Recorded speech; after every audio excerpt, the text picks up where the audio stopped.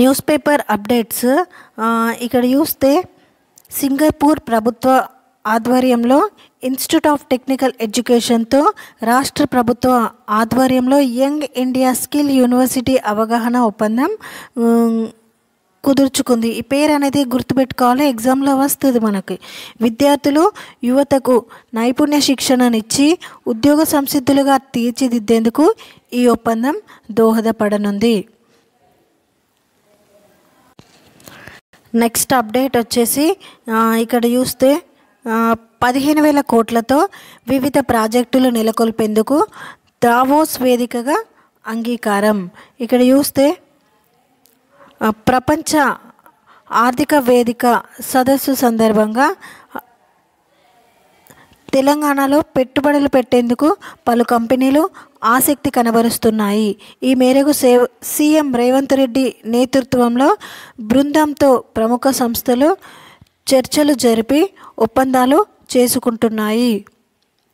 15,000 కోట్లతో ఆధునిక pump storage విద్యుత్ ప్రాజెక్టు,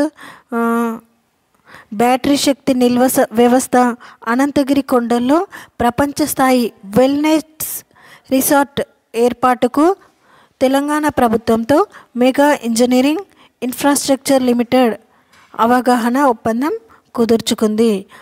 ఇంకా రూపాయలు 500 కోట్లతో రాష్ట్రంలో ప్రైవేట్ రాకెట్ తయారీ